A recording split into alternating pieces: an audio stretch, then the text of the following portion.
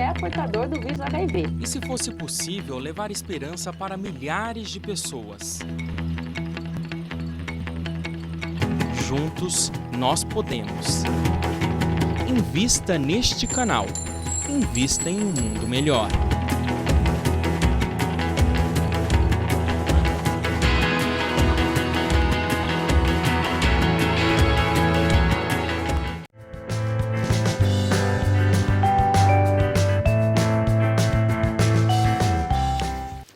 Estamos de volta, hoje com Paulo Henrique de Figueiredo, conversando aqui com a gente sobre a Revolução Espírita. Paulo, você acha que a filosofia espírita deve ser ensinada nas escolas ou o público, a população ainda não está preparada para estudar realmente a filosofia espírita? É uma ótima pergunta. Dentro do contexto do que eu conquistei com essa pesquisa da Revolução Espírita, eu descobri o seguinte: o Espiritismo surgiu dentro de um contexto da cultura da época. Então, quando a gente pega um livro de filosofia do século XIX, da época de Kardec, que, por incrível que pareça, chegou ao Brasil, os livros de filosofia espiritualista da França foram traduzidos para o português. Durante um bom tempo se estudava em francês, os alunos estudavam os livros em francês, e ele foi traduzido em 1880. Quando você pega esse livro de filosofia daquela época, é surpreendente, porque a base do Livro dos Espíritos está lá presente. Então, alguns temas, por exemplo, sonambulismo, que é estudado no Livro dos Espíritos, fazia parte do livro de filosofia, que era ensinado aos jovens e era estudado na universidade. A moral, né, todas as questões ligadas à moral, à família. Tem um trecho que vai falar sobre caridade e que diz o seguinte: qual a diferença entre caridade e justiça? E aí diz assim: olha, a justiça ele vai até os direitos e a caridade avança além dos direitos. Então, os direitos de si mesmo, em alguns momentos, você precisa abrir mão para superar a falta de um outro. E aí é que entra a caridade, que supera ou acrescenta ao direito que a gente precisa na nossa sociedade. Ler uma coisa dessa é fantástica. A gente está acostumado a ler isso nos livros espíritas.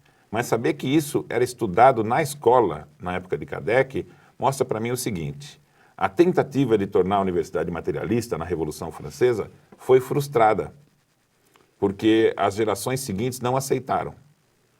Isso foi escondido, esquecido no passado. E a nossa geração hoje, se você vai na universidade e perguntar pontualmente a cada um se a convicção dele é espiritualista ou materialista, pouquíssimos vão dizer materialistas.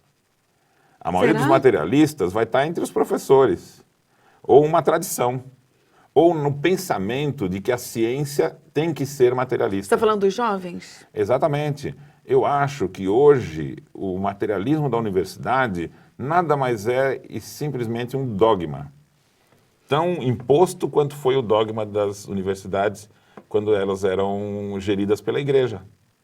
Então, a revolta e a revolução que os espiritualistas fizeram no século XIX está abandonada e esquecida, ela precisa ser divulgada, porque o espiritismo está inserido naquele contexto. E para que o espiritismo tome campo, tome lugar na sociedade, precisa trazer junto com ele o espiritualismo, romper a universidade, né? E isso nunca vai acontecer de cima para baixo. Nunca vai haver uma reunião de cientistas e vão dizer: olha, estamos fazendo meia-culpa e o espiritualismo é a saída para a sociedade. A sociedade vai ter que fazer isso.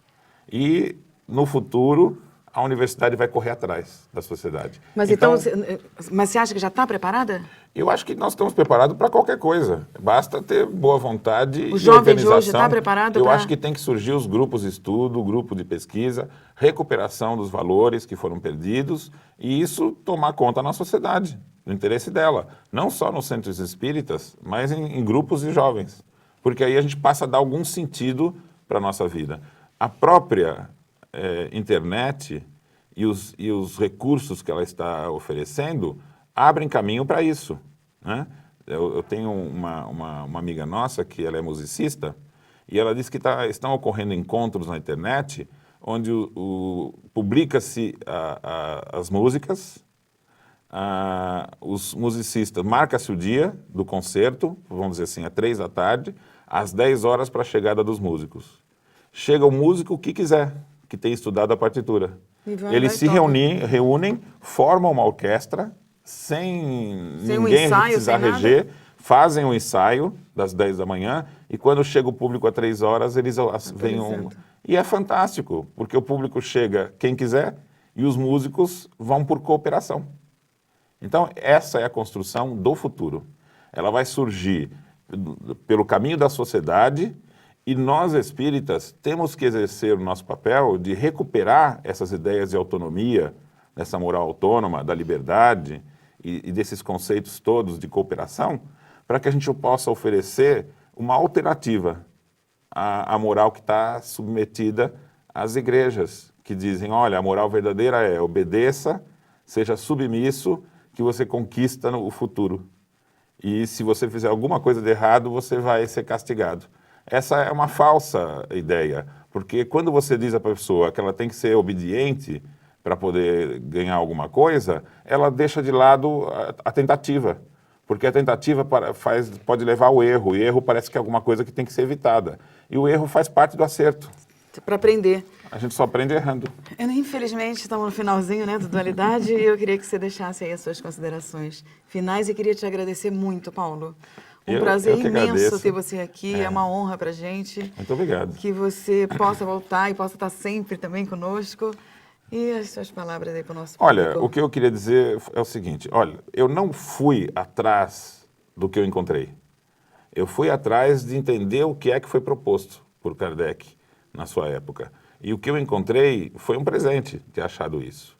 Mas a autonomia moral foi a grande novidade que trouxe Kardec, que na sociedade dele já estava presente nos estudos das escolas e das universidades.